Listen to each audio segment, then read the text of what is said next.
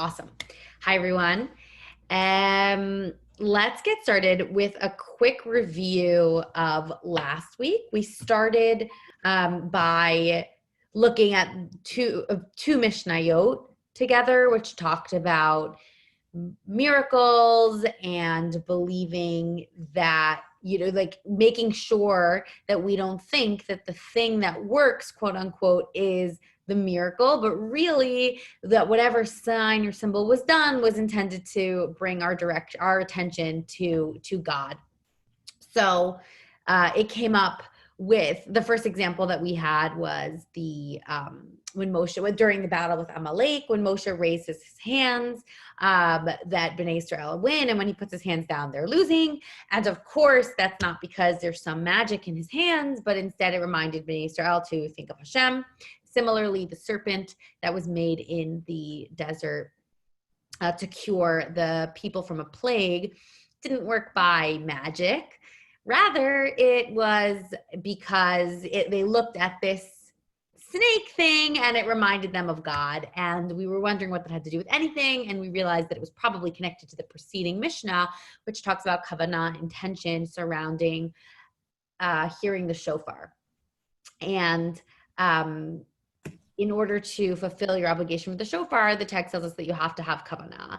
And while that probably technically means you need to intend to be fulfilling the mitzvah of shofar, we talked about how that might also have something to do with the fact that we shouldn't think that shofar is some kind of like voodoo magic thing that we like blow this special horn and now we're all forgiven. No, we're supposed to recognize that this shofar is there, sheni mishinerchem, like we're supposed to be woken up from our slumber and, pray with our full kavanah to Hashem.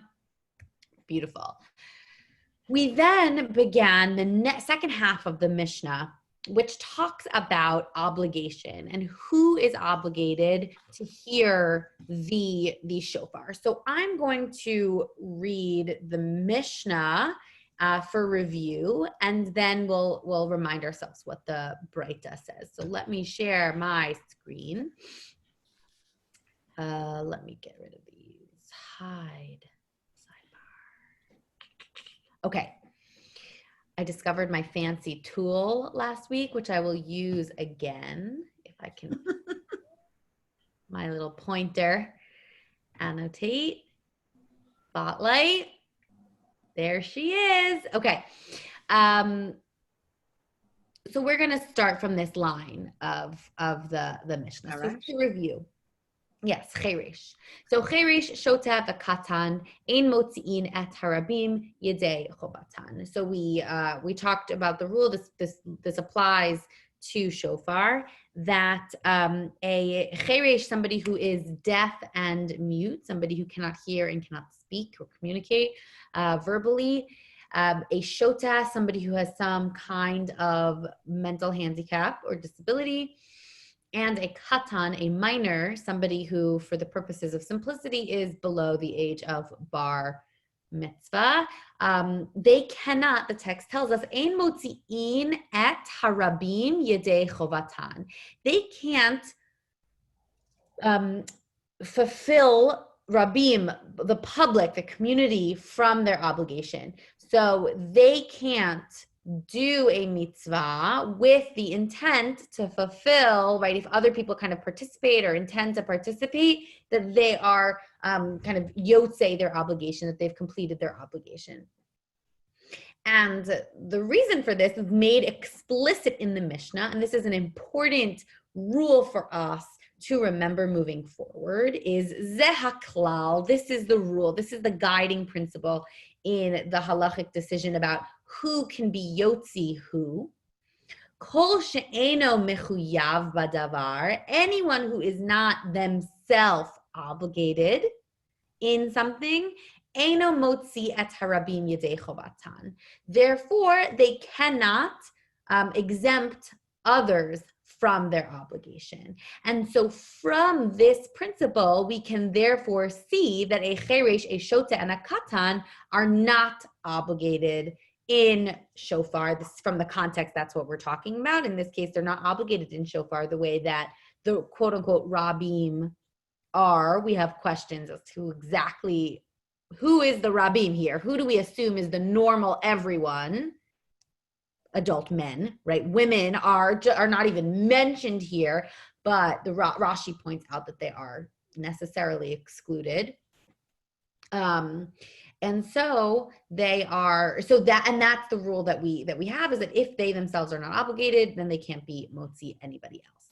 So before we continue, I wanted to pause and just hear any questions, comments, or concerns based on this rule in general, something that wasn't clear from last week.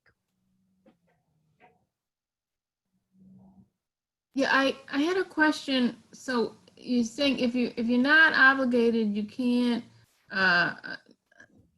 be motzi somebody else in the mitzvah. Mm-hmm. Okay, but what does that say? Does that mean the person themselves, even if they can't be motzi somebody else, but they have no mitzvah here at all? Great question. So that brings up what I was trying to talk about, which is where this gets a little bit complicated. So are we going to say that a cheresh, a shota, and a katan don't have any obligation whatsoever, meaning it was fine if they don't hear the shofar, right? That's what you're asking. Yes, that's what I'm asking. Yeah. So it seems like that's the case. Now, there might be other reasons why a person might, even though they're not obligated in a mitzvah, do that mitzvah. Okay. Right? So for example, we have lots of examples. So this, for me particularly, is resonant about rules that relate to women, right? There's a lot of things that women aren't obligated to do, but like, go for it if you want to, like it's optional. But there's no obligation, or there's a different kind of obligation. So the answer to your question is, yeah, they're not chayav, and they don't have to do it. That's what not chayav means. The question then remains is, if they want to, can they? Maybe. They can't, if they're not obligated, they can't do it for the sake of other people. But let's say they just wanted to participate, or they wanted to blow the shofar for themselves, like a katan. The little kids love doing this. It's like a thing in like elementary school. They like have their shofar. They like walk like, I could blow the longest tekiah, right? Like it's like a cute. So like there's nothing wrong with doing that. They just are not obligated to, and therefore can't be motzi somebody else. Okay. Kind of obvious that if they are not obligated, they couldn't fulfill that for somebody else? You're saying that's obvious. Isn't that kind of obvious? So I wonder, I don't know, right? Like what, like it's an interesting claim that these two things are related to each other. Let's say you have a kid who's really good at blowing shofar. Why, like if it, like what's it about? If the point of shofar is that I, let's say, have to, or let's say, let's take a man, right? A man needs to hear X number of sounds from a shofar. Why can't, like, if he's still hearing it, whether or not there's a little kid blowing it or an adult, right? It's a kind of thing, I think, that's obvious to us because we're just used to it. Do you know what I'm saying? It's like the lullaby effect. Yeah. So we have a question about if these laws are similar to those related to one's obligation in Aliyah L'Regel. So, kind of. There's a lot of discussion about like what kinds of commandments everyone's obligated in and only some people are obligated in, etc. It depends, but in general, the rule of thumb, to which actually there are more exceptions than there are that actually follow this rule, is that at least for women, and this is also the case for avadim, for slaves, any time-bound positive commandment, women are exempt from. That's not the case for children. Children are actually not obligated in any commandments. They don't have any obligation. That's what a bar mitzvah is. A bar bat mitzvah is. It's when you become obligated. So it's not the same thing for children. Sometimes it's the same thing depending on what categories different people fall into. And it relates to why that thing is only commanded to some people and not to other people. Make sense? Okay. Other questions about this concept?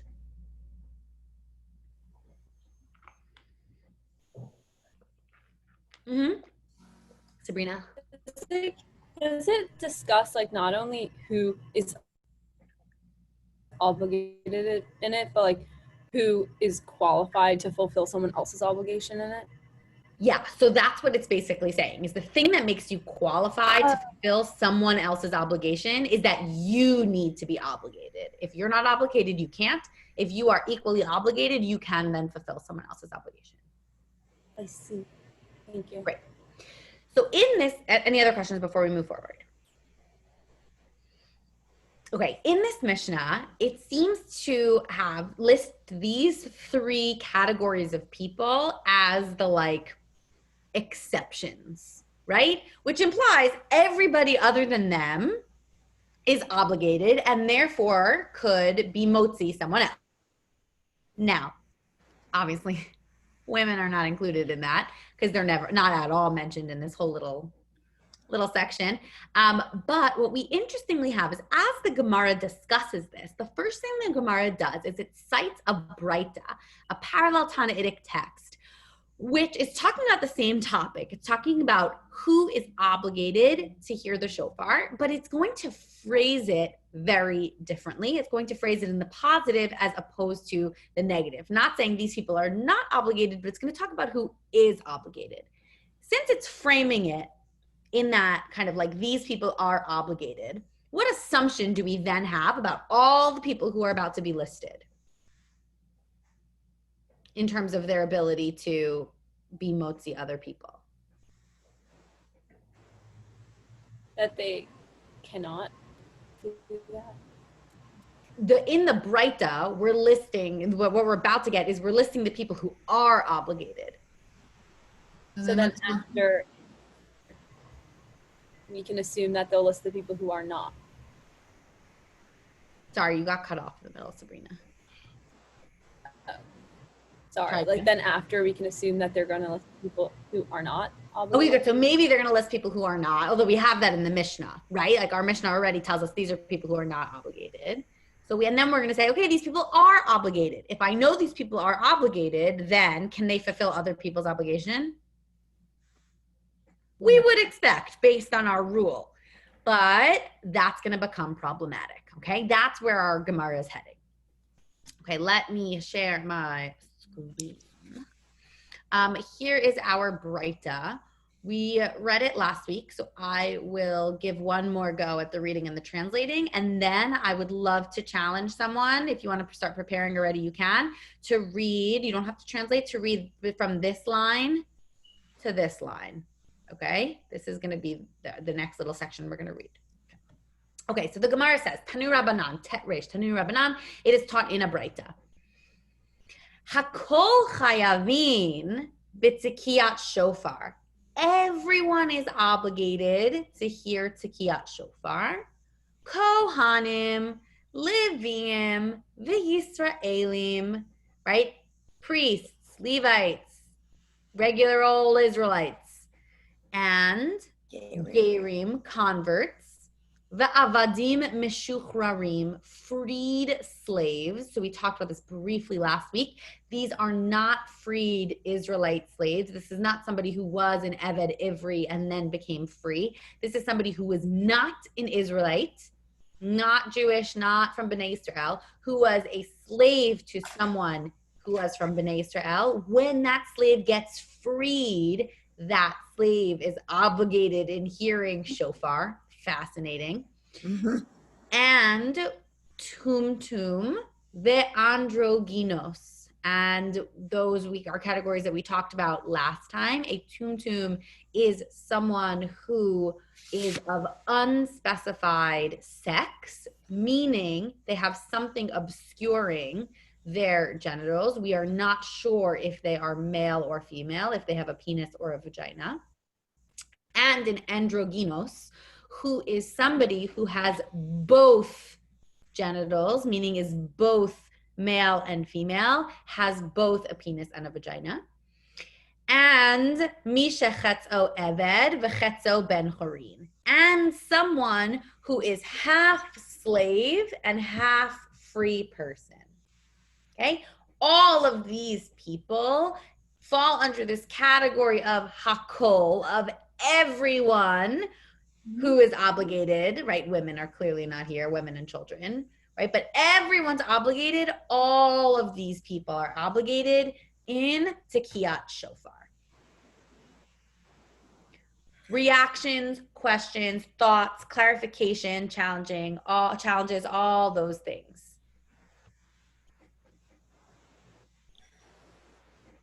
I don't get how the Gemara can obligate non-Jewish people in something. Like, why would they care?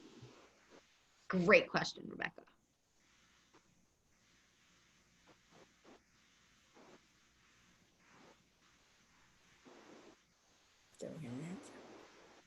Oh, you want me to answer now? It's so complicated. The answer is that like it's fascinating. There are a few other places where this comes up in Korban Pesach as well. That somebody who is a non-Israelite who's living in Eretz Yisrael can bring a Korban Pesach if they're circumcised. It's like this. It's a fascinating discussion. The assumption is that through their time in servitude in a Israelite household, they have adopted some kind of status and integrated in some way in like the culture and religion. But it's a huge topic that is beyond the scope of what we're going to talk about today, but very, very important. Any other thoughts about this, Breita?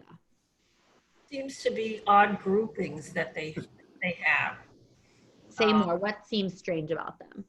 I mean, first are people who are Jewish, but in different categories.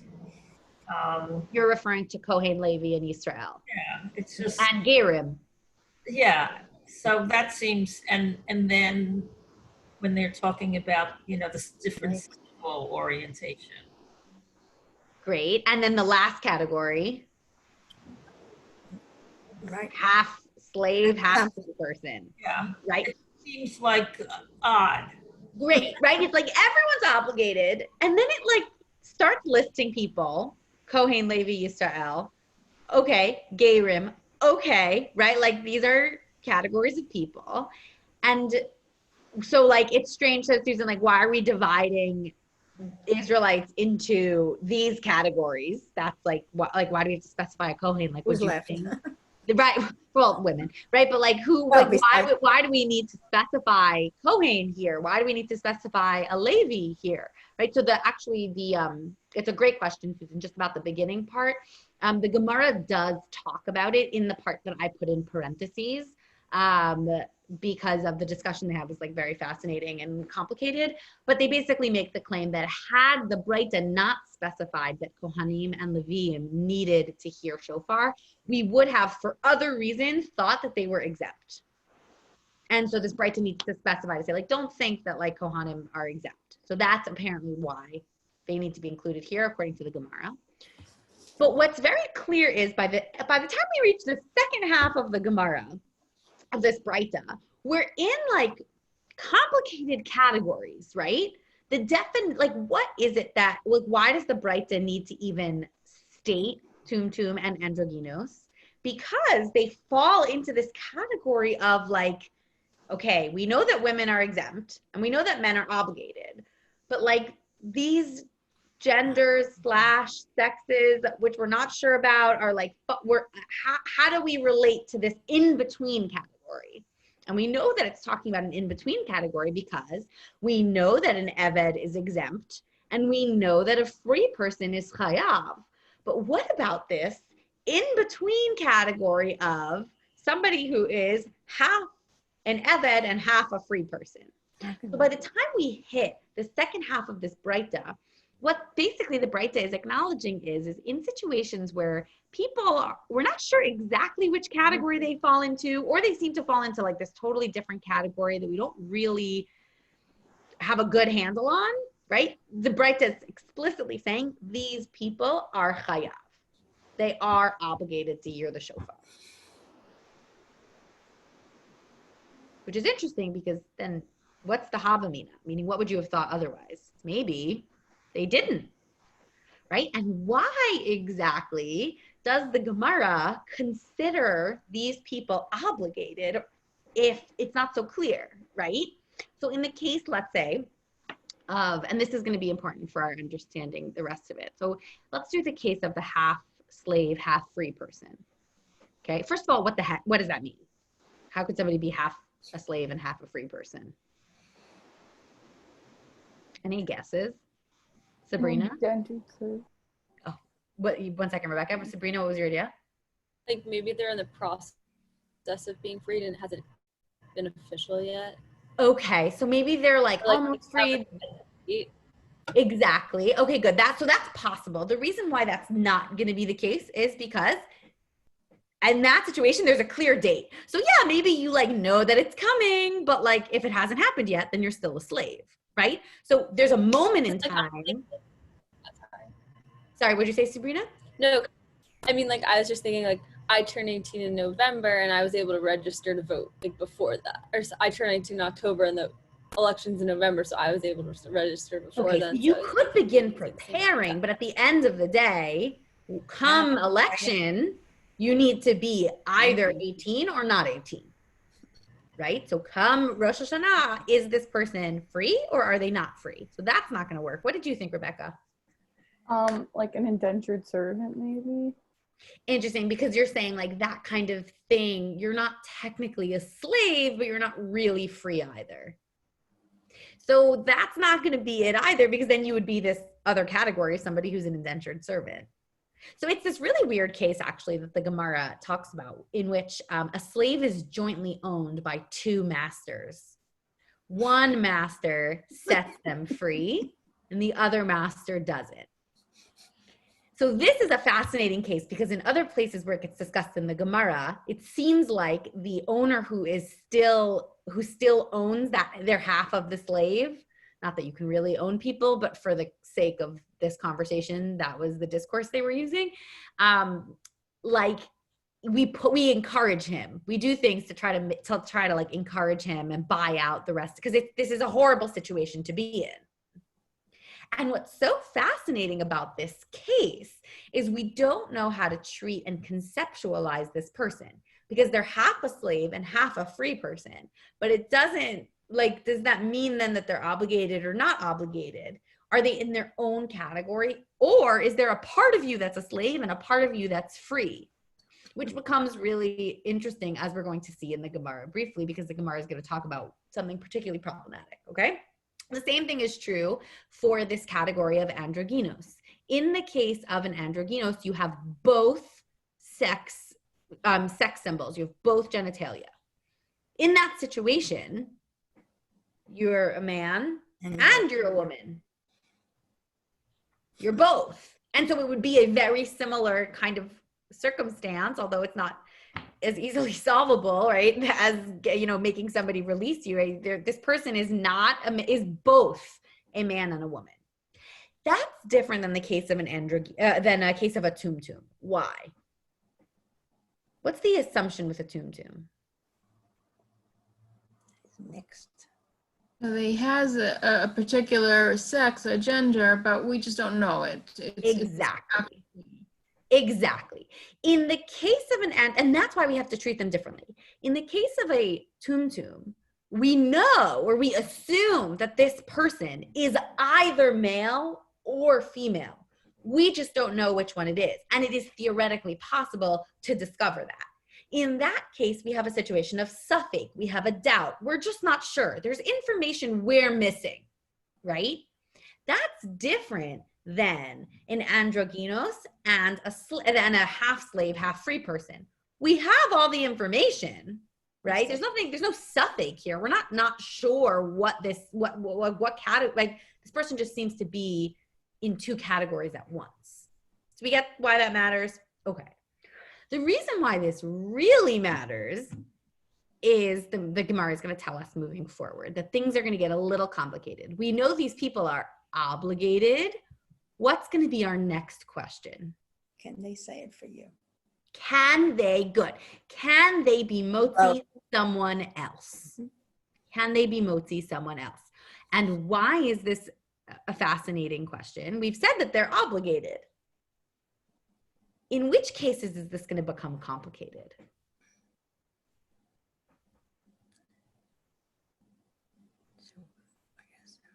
The people in between. Why, Sarah? Yes. Because they're like half obligated and half not. Good. right? When we say these people are obligated themselves, sure, right? Let's say our half Eved, half free person, right? He's okay. We'll say you're obligated to hear the shofar, but can you be motzi someone else? Because let's say the part of you that blows the shofar is the slave part of you, not the free person part of you. It's like hysterical, but that's exactly what the Gemara is going to say. Does anybody want to give it a read? I'll put it up on the screen.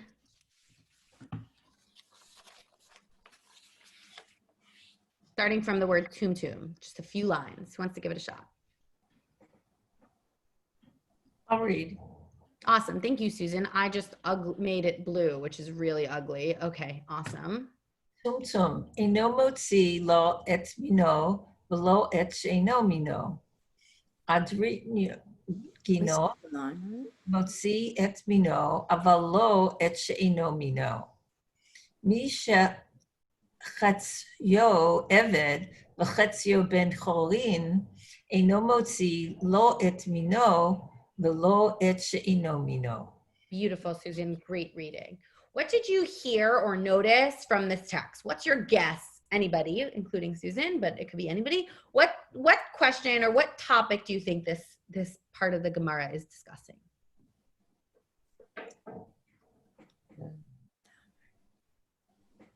Like whether or not a tumtum and an androgynous person can exempt someone else. Amazing. So we have our situation of a tumtum. We have an androgynous, and we have one more person discussed. Half slave, half free. Good. The half slave, half free person. All three of these categories are discussed as to whether or not, right, they're obligated, but can they be motzi someone else? Okay. So let's look at it again. We have a tumtum. In the case of a tumtum, Eino motzi lo et mino, below et she'eno mino. So we have this word mean here. What does mean mean? Sex. Wait, who just said that? Sex. Okay, good. So you'd think it was sex, but it uses that word also for the chetzo eved, chetzo ben chorin over here, right? Lo et mino, below et she'eno mino. So in this case, practically speaking, it means sex in the case of tumtum, but what technically does the word mean? Category. Category. Good. Type. Fantastic. So here we say that the tumtum, Eino motzi, he's not allowed to be yotze, lo et mino, not somebody of his own type, and not velo et she'eno mino, and not somebody who is not of his type. I just want to, by the way, point out that it is fascinating that the Gemara conjugates tumtum and androgynos both in the male, because I think the reason why we're specifically talking about them is because they don't fall into a gender category, but the Hebrew language is intrinsically gendered and we don't have non-gendered pronouns. And so we go by the default, which is male. But in this case, what does it seem to be saying about a tumtum? He can't be motzi, someone of his category, and can't be yotzi, somebody who's not in his category. What does that mean?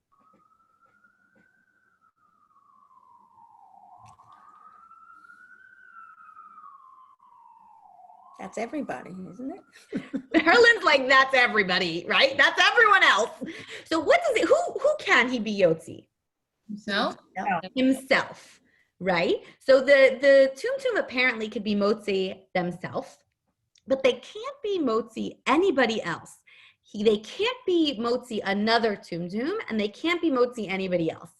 Think really hard for 1 second. Why? Based on the rules that we know, why would we say that a tumtum can be motzi themselves, but cannot be motzi somebody else, another tumtum or any other person? Because it's possible that they're not actually obligated. Good, Sarah. How would that be the case? Because if you're not obligated, you can't exempt someone else from the... But when we say a tumtum's not obligated, why? If they're a woman. If they're a woman, fantastic.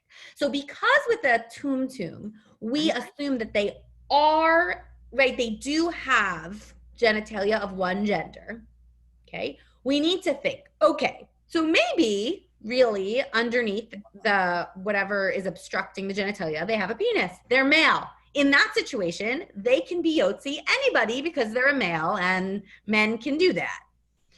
If a tumtum is really a woman, can she be motzi a man?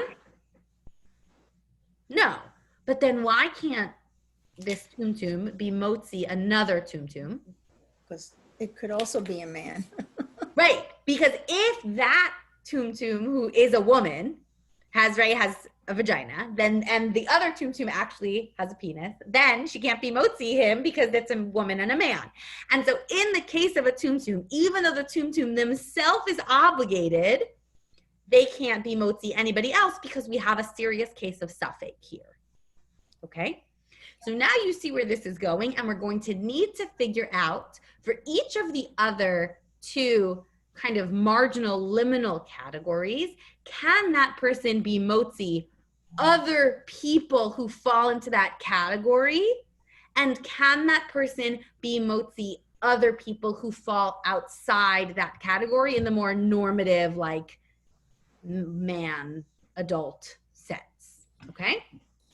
So Susan did a great job. Reading, let's look again at our text. So as we continue, we see tumtum, eno motzi, lo et mino, lo et she'eno mino. And then we have the androgynos. Can we see, I mean, you read it already, but what would be your guess about an androgynos? Can they be motzi another androgynos? And can they be motzi a regular person?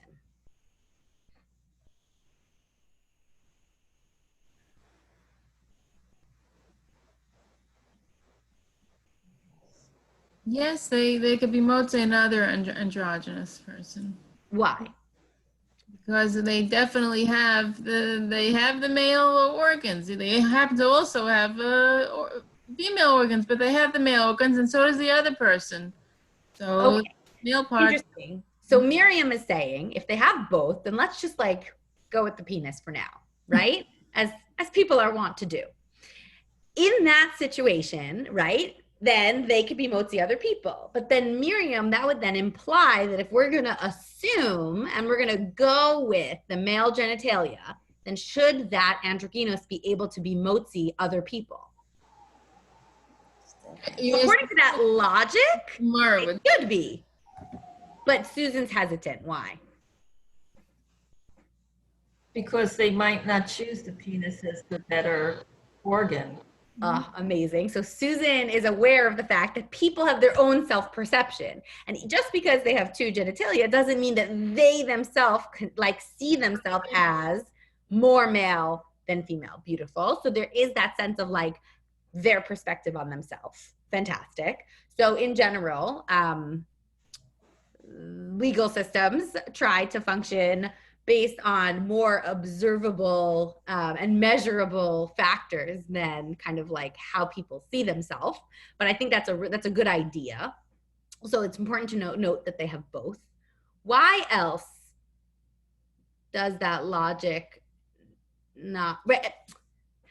It's so funny. Intrinsic in that logic is the idea that the thing that obligates you is having a penis, as opposed to the thing that makes you not obligated is having a vagina or not having a penis, right? Like, isn't that fascinating that we think in those terminologies? Like, maybe, yeah, sure, they have male sex organs, but because they have female sex organs, they are also exempt. So maybe that logic could work in the other direction. So this hinges on, let's look at what the Gemara does, and we'll see how we can understand that. So the Gemara says, as Susan beautifully read, androgynos motzi et mino. An androgynos can be motzi, another androgynos, aval lo et she'eno mino, but cannot be motzi somebody who is more normative or who's not an androgynos. Why?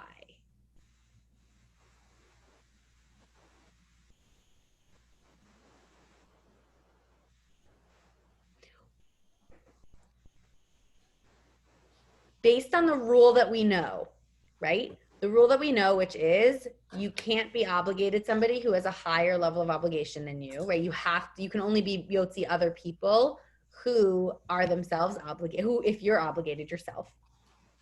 What makes an androgynos different conceptually than a tumtum, and why is that the thing that matters?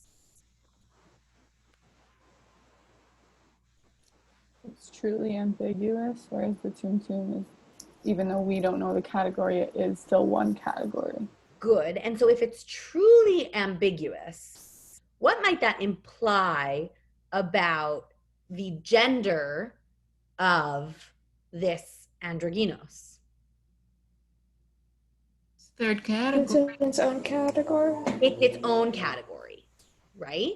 And so we could, or right, either this person is a totally own category, meaning there's this third category, and they can exempt those of their own category because that matches, that's equivalent, but not somebody of a different category who has a different level of obligation or a different kind of obligation. And or is then in a why different- couldn't women be also a different category and only be mostly other women? Great question. La halacha. Well, women aren't obligated, but women are actually allowed to blow shofar for other women. But then why are they doing it? Whatever. It's an interesting point. Right. But women aren't obligated at all. But we seem to say, I think that an androgynos is obligated. So do we view an androgynos as their own category completely? Or do we say half of the androgynos is male and half is female? What's going to be our test case for that? If we think the androgynos is half male, half female, as opposed to thinking the androgynos is its own thing completely, which case is going to help us know how we view the androgynos? The half slave, the half free. The half slave, half free person, exactly. The half slave, half free person, we for sure know that we're thinking about them as half and half. So if that slave, half free person has the same rule as the androgynos, then we can conceptualize them similarly. They're half and half. If there's a different rule for an androgynos than there is for a half slave, half free person, that would imply that we conceptualize the androgynos as differently than the half and half slave. Okay, so let's see how we deal with this half and half slave. Okay. Mi shechetzo eved v'chetzo ben chorin, eino motzi lo et mino v'lo et she'eno mino. Whoa. Whoa. Okay, so what's our rule about our half slave, half free person? They can't free somebody from their own category, and they also, it's not free, they can't be yotze somebody from their category or from a different category. Based on that, how do we conceptualize the androgynos? And then we'll deal with the slave in a second. Half slave, half free person. Own category. Its own category. We conceptualize an androgynos as its own category. We don't think about an androgynos as half slave, half free person, right? Or sorry, half man, half woman. We think about them as something else, not a man, not a woman, a third category.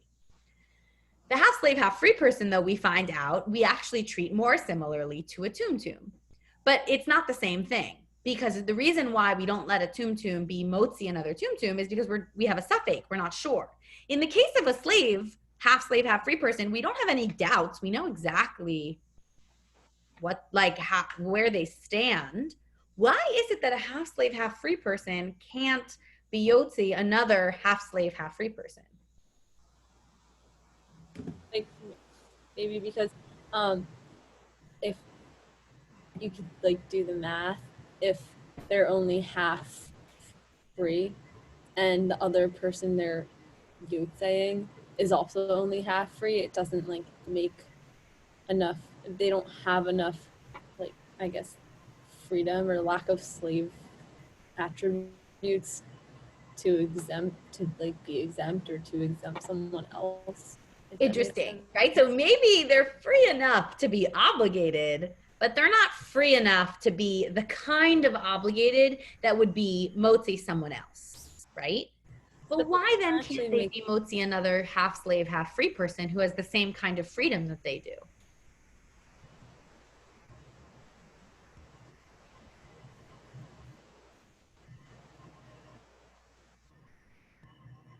Okay, I'm going to give you one more case about a half slave, half free person that comes up in the Gemara that is a whack.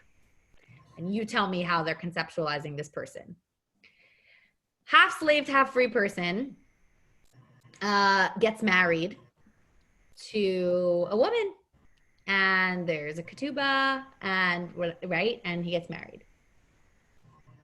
The question is whether or not this half slave, half free committed adultery. Why? Because a slave cannot get married with a ketubah outside, right? Like that's not something that a slave is permitted to do. And so the part of the person that got married was the free part of the person. But maybe when that half slave, half free person had sex with this woman, the part of him that was having sex with her was actually the slave part of him, which wasn't married to her. And in which case it was adultery. He was sleeping with his free person's wife. Exactly. Right? That's the argument. That's like why we don't like, that's why the rabbis don't want these half slave, half free people walking around, because how does it seem the Gemara is conceptualizing them? That there's like half of them that's free and half of them that's a slave. And so when they blow the shofar for another half slave, half free person, how might that align? Maybe which half of the slave is blowing, which half of the person is blowing the shofar? Maybe the slave part is blowing it for the free guy, and therefore he can't be motzi him at all. Yeah, then we have big problems, right? And so that's how, and that's a very different way of conceptualizing each of these categories. In one category, we have a suffix. We just don't know how to understand the person. In the other category, we believe that this person is in a different category, a third unique category. And in the third case, we have a situation where we view this person like two-faced, like half and half, which is fascinating. Let's take a quick look at Rashi, and then I'm going to pause for questions. I think this Rashi is up here. Yeah. Tumtum eno motzi et mino. A tumtum can't be yotzi, somebody who's also a tumtum. Why?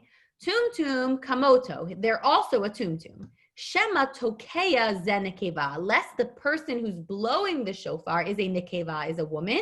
V'chavero zachar, and the other tumtum is a male. We were mechavim this, we figured this out additionally. Yeah, okay, that's going to be the Rashi that we took a brief look at. Questions, comments, concerns based on where we are right now.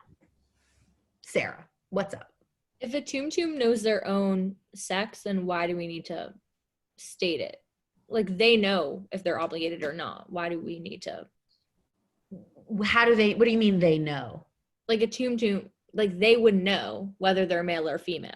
So that's not, in the Gemara's understanding, that's not the case, because the way the Gemara is defining it is it's not gender. It's not like, oh, I'm not sure and I'm telling you that I am a man or a woman. It's not a question of gender. It's a question of sex. In the case of a tumtum, it's somebody who has skin growing over, something concealing their genitals so that they themselves, even if people looked, wouldn't know. You can't see if they have a penis or a vagina. Okay. Does that make more sense, Sarah? Yeah. Yeah. Other questions? Rebecca, you okay? I mean, I just like, it's not a question and I'm not like expecting it to be answered, but I just really don't like this idea that like, this like, what if it's half free? What if it's like, what if you're half free and at that moment, but you're like, it's not like you can, obviously it's an ambiguous situation, but like, does that mean you're just like switching back and forth all the time? Like there's just something going on in Shemayim that's like this and that, like it just really frustrates me because it just doesn't seem like real almost. I don't know. Yeah. So I think, Rebecca, you're touching on a really important point, which is that like how real are these cases, meaning we know that there are people who are androgynous, but it's very, very rare. I mean, at least in the way that they're talking about, which is like two fully developed sex organs, right? Tum tum also, we know it exists, it's real, but like, what about this like half slave, half free person? Like I think there is an unease that comes with people who fall into like liminal spaces. And maybe it's a little easier for us to kind of like grasp these kind of gender fluid categories because maybe we're more comfortable with them, or maybe they're biologically caused in the cases in the Gemara. But like this half slave, half free person is like a man conceptualized, like human beings came up with this idea of like slave and dividing people in half. And it is really uncomfortable. And I just want to say that like the rabbis share your discomfort because this is clearly a bad situation. And it's actually really unclear if it's the kind of thing that really ever really happens, or if it's a conceptual category to like work through the implications of chiyuv. Right? Like, were there ever really half slaves, half free people? It seems complicated, right? But doesn't the Gemara often focus, these discussions on kind of like the esoteric and things that, like you think, like how often did any of these things ever happen? Yeah, absolutely. And that's because through these exceptional cases, discussing these cases actually sharpens distinctions, right? What did we just do? We really broke down what it means to be obligated, what kinds of things you need to think about when you're taking on responsibility to fulfill other people's obligations, and the way that these rules are best tested are in complicated situations, right? Like that's where there's ambiguity, and that's where kind of the rules and the way we really conceptualize people and obligation, that's where it really kind of like dukes it out, and like therefore the discussion is fruitful. Miriam, you wanted to say something? I thought Rebecca's question is very interesting because it's not just a perspective of what's their obligation. I know their halachic parameters. Now, what can you do or not do? But she asks, what is Shamayim's perspective on this neshama? What is when we take a look? Here I am, Miriam, and I'm a female. So Shamayim looks at me and says, I don't know. It's Pesach night. I don't know. Are you free? I don't know if you're free enough to be leaning to the left. Maybe not. Are you? Maybe if you're an important woman, all right, I'll let you have it. But it's this half man is half slave and half free. But it seems like his whole obligation, his relationship to God and his obligation in this mitzvah of shofar, it's like she's saying, it's Shemayim saying, I don't know, it's not just, it's intrinsic to their neshama, what is their perception? But then of course, if the other master would let this man free, then suddenly Shemayim would say, oh, obligated, let's go, when I hear that shofar. So thank you, Miriam, for like raising a part of Rebecca's question that I kind of glossed over, and I appreciate that you like are bringing it back to the fore. And it's because I think maybe I'm like a little uncomfortable with it because I think it's uncomfortable. And that's the question of like, what does Hashem think about all this? And it's tough. And I'll just say why it's tough for me, because I'm particularly focused on, and I think it's interesting which examples here touch a nerve for different people, because many people who are particularly people in the trans community read this and they're very like a nerve is touched. For me, I read this and I think about women, right? For other people, they might read this and they might think about slaves. They might think about non-Jews, right? Like and the reason why this is so fraught is because we wonder how much these rabbinic rules and categorizations of people and their obligation to do commandments, how much does that align with the way Hashem values a neshama, or the way rabbis value a neshama? And I think that's what makes these conversations so challenging, is because we enter with the assumption that the level of obligation you have in commandments has something to do with how capable you are, how much Hashem loves you, how important you are, right? Like the example you gave, Miriam, I'm an important person, right? Like, and the fact that these that obligation is tied to all these things. And it actually really seems like the way the rabbis are making these decisions and categorizations is based on how important they thought these people were or were not. For Right. us, the modern readers, that makes us really uncomfortable because we question, like, is that really the case that Hashem, like, values an neshama or wants the mitzvahs of some people more than other people? And that's like, that's it. That's like a really, really tough question. And it's not addressed here at all because this text is so legal and so about putting people in categories that it's easy to like be like, oh yeah, well, this is just a legal text. But it's not, because it really does imply a lot about the way we value people in our community. I'll say one more sentence about this and then I'll like relax, but it's something that's very important is when you even go back and you look in the Mishnah and we talk about people with physical and developmental handicaps, right? Like these people are not obligated either, right? And there's all these people who are not the norm, right? The Gemara talks about the norm of like everyone's obligated, all of these adult men who have no deformities, what they could conceptualize as deformities, right? Like, how do we come to terms with the fact that there are so many people who we believe Hashem loves and wants to have a relationship with, and they want to have a relationship with Hashem, and they're just like not included in this? That's really tough. Can I just bring a little anecdote? I was once in class in the Jewish Center, and the rabbi was talking about Shota. So the Shota, there was a case of somebody, they had a teenager, and this teenager had psychological problems. And there was a famous Viennese psychologist and a sanitarium, and they could help, but this place was not a kosher place. So the big heter was, they thought it was very wonderful. As a shota, this first person is not obligated in kashrus, and they said, oh, this is so wonderful. You know, the rabbis really understand. You could send them there, anything to help. So, and they'll be able to get psychological help. But after class, I said to the rabbi, you know, I'm a little conflicted about this. I want this person to get help.